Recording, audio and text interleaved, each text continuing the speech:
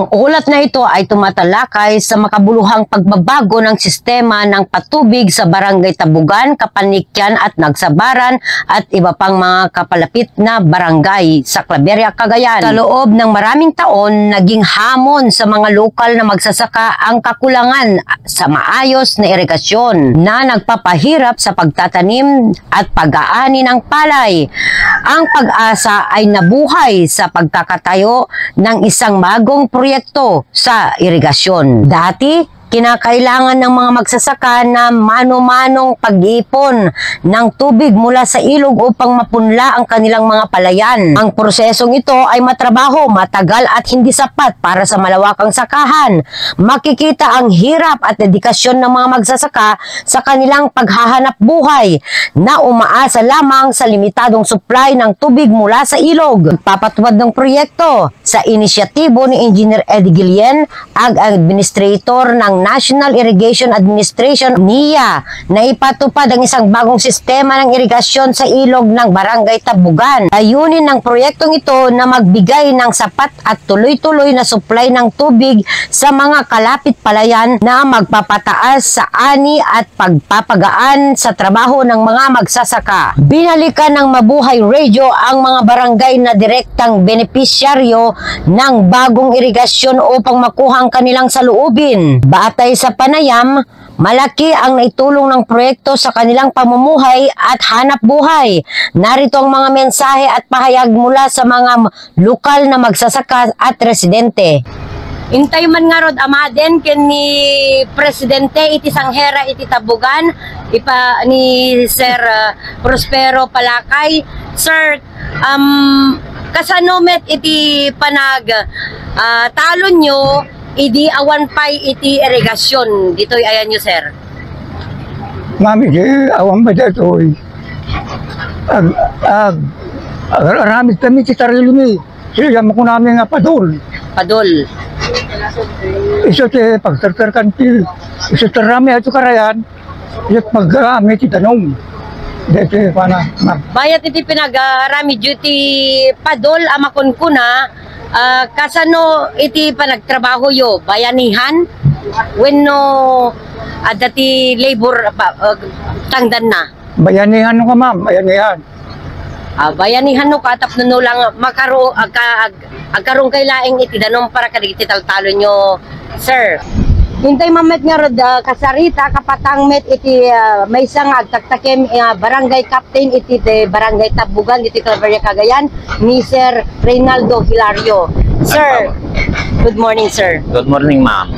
No, kada kita tayo ti sektor mo, sir, kat naipatakderan kayo iti irigasyon. Anamet iti makunam kada ito yung naipatakder nga irigasyon dito ay lugar yo, sir.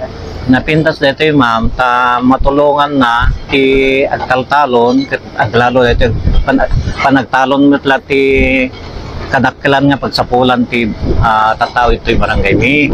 Ken dito ado ti maited na iti masakbayan ta mabalin minto nga ramidan nga eco park ken ecotourism. So nga dakkel ti maited na detoy sabudam kadakkel mi ma'am. Kap detoy kada iti dam itatta kumusta met iti kataltalunan nyo panagtalon nyo? Napintas ma'am tano oras nga kasapulan mi ti danom ag-request kam lang kada gitoy apumi ditoy nga mangimatmaton detoy nga sabudam ikanda kamet ket no kasapulan nga ibababada patman malayos dagiti kataltalunan mi adadalat tamad nga si mang control. Isot pagpintasan na ma'am tano idi dayay makunkuna nga padol ket awang control na ket no nagtudo basit na was out awana agururay kam tumanen ti kaadda dayay panangalam iti sukat mi. Intay mamet nga rod amaden ken ni Sir Bobby Medrano iti barangay na iti Kapanikyan ta isuna iti treasurer iti Sanghera iti Kapanikyan. Sir Bobby, detoy danom nga mapaagapo iti dam iti Tabugan. Kasano ti kaadayo ti masuplayan nga idita ayan nyo? sakbay mampay nga sung batak deta ma'am, alek mampay ti dito nga gundaway. Tagyaman kani Apo Presidente, tadagiti ararapaap iti Claverianos, ken kastamet, ket napatgan. No awan ni Apo Admin, ni Administrator, ni Engineer Edilberto Gilien. So nga dakkel nga pagyaman nami ken ka. Sa sarita ni ma'am kanya sa gisaludsod na daytoy nga proyekto adayo iti maprotektaran na. Manipod dijay numalpas to daytoy may manipod to dijay agriculture mapadanuman nanto daytoy Apo nga Claverianos. Ken may panggamit ti sangherami ti padpadanuman na dita mga 370 hectares. Tamiraman bay Apo ijay sanghera ninyo. Hanlang nga kapanikyan ti ako pa rin na ditoy. Ngem agtiagdama padpadanuman iti sanghera ninyo ma'am.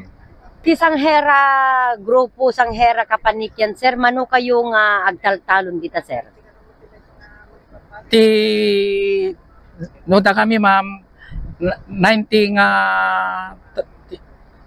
nya 90 members. when 90 members ma'am ti kwami dita kapanikyan ngem ti taltalonen mi no hektarya 270 hectares ma'am puweran ni sanghera ninyo. Ita Kapanikyan, sir, kasano ti padanumyo iti taltalon nyo iti awan pay datoy damtayo, sir? Idi ma'am, iso tinakakuan nga ta tinakariknaan ni Apo Admin. Ta nonya ti problema mi iti sanghera kapanikyan idi isulat ta ti number 1 nga tuptupagek ma'am. Ke ti kukuan na idi ma'am ti gamit da libre ti usaren mi tilang dejay iten na ti gamit na kat no usaren mi agpadol kami met mama so dejay agusar kami iti bangbangen di kuan ket nakita na ma'am ti nakita na dejay nga ararami din mi so dejay tinang kuan na kami. Isot nang tulungan Wen. na kayon.